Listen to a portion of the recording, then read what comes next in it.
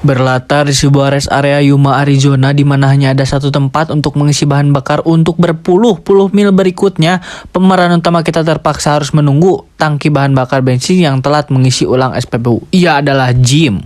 Dan sebut saja si penjaga SPBU, si Om, yang mana si Om menyuruh si Jim untuk menunggu di resto saja sampai truk sampai. Yang karena hal tersebut, si Jim pun mengiyakan tawaran tersebut.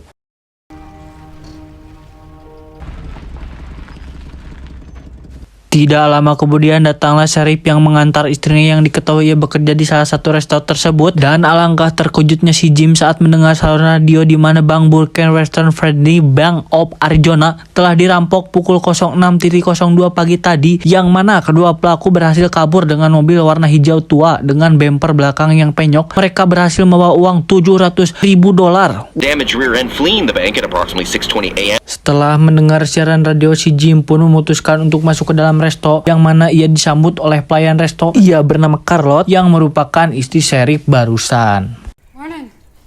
Dengan SOP, si Charlotte menawarkan menu di restorannya. Ada Indomie, ada seblak, kopi Torabika, kopi basic, kopi kecap, apa-apa tawar, kopi hitam gajah duntung, yang mana si Jim hanya memesan kopi hitam.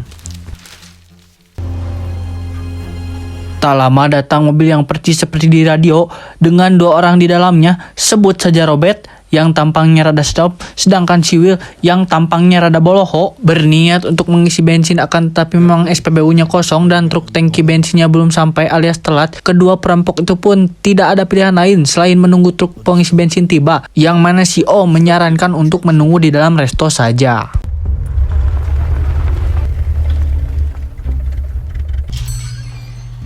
Seperti sebelumnya, Charlotte menjalankan SOP seperti biasa. Ia menawarkan menu dan kopi kepada mereka, yang tanpa Charlotte tahu mereka adalah perampok.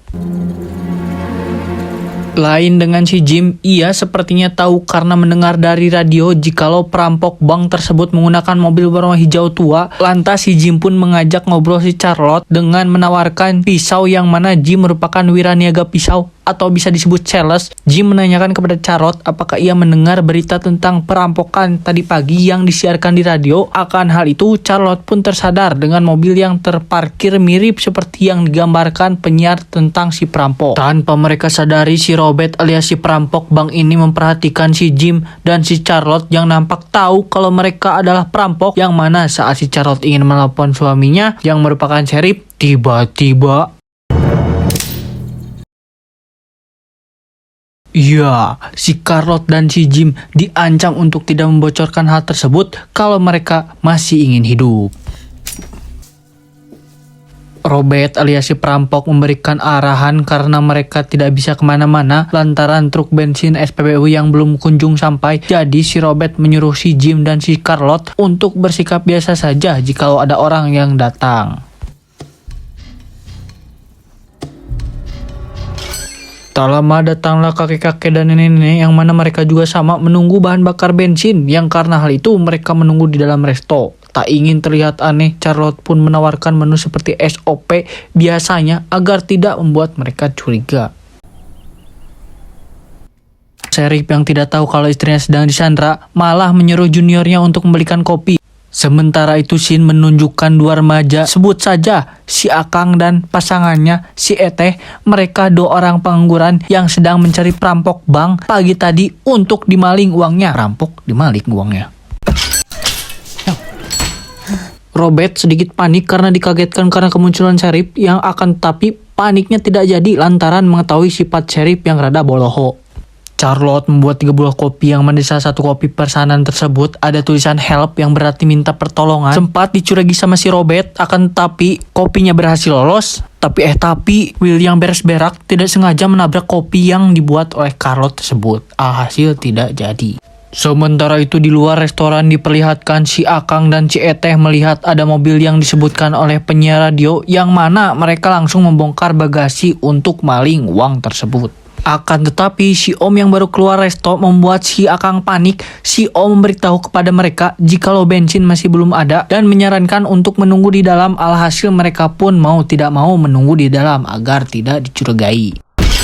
Tak lama datang teman si Charlotte yang bernama, kita panggil saja Boy. Karena kedatangan orang baru, Robert sang perampok menanyakan apakah bensin mobilnya penuh atau tidak. Si boy yang tidak curiga dan pede karena membawa pistol di kantongnya, dengan sedikit candaan kepada si boy, si Robert pun memesan Indomie kuah soto kepada si Charlotte. Sell you a piece of rhubarb pie?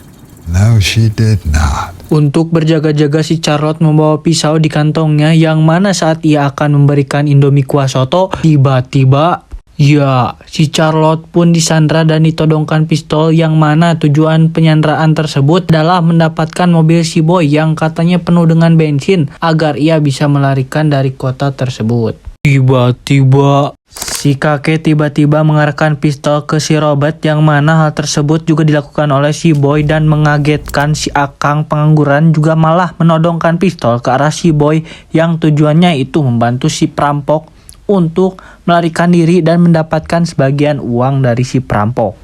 Jesus Christ, does everybody have a fucking gun?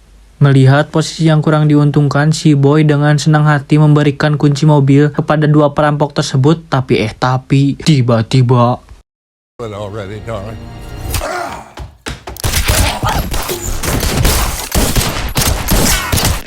yang tersisa dan memegang pistol hanyalah si Will sang perampok, sedangkan yang lainnya sudah tewas terkapar.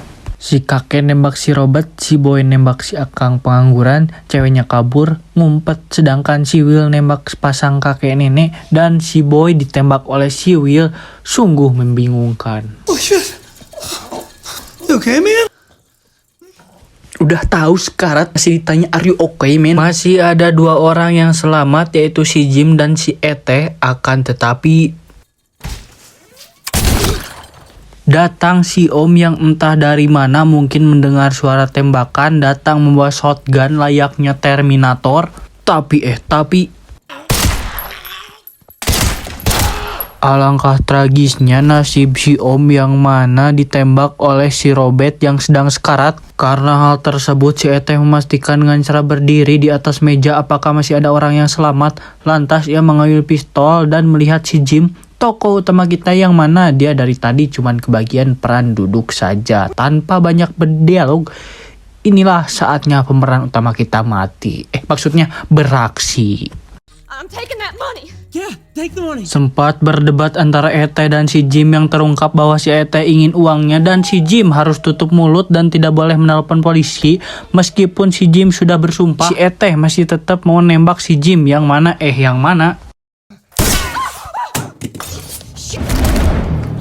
si Jim yang membela diri pun lantas menusuk si Ete, yang karena hal itu si Ete pun is dead.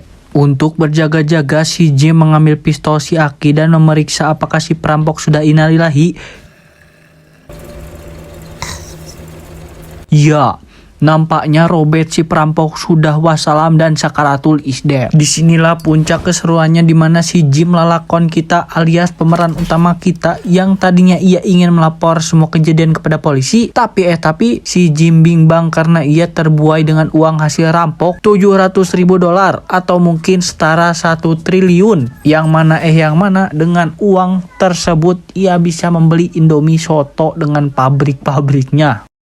Lantas si Jim pun mencari jirigen untuk menyedot bensin di mobil si boy, yang sangat amat plot twist. Tiba-tiba ada orang yang datang untuk mengisi bensin, yang saat mereka mengecek ke dalam resto mereka menemukan banyak begitu mayat, yang alhasil mereka ingin melaporkan hal tersebut kepada polisi. I need to find a phone, call the police.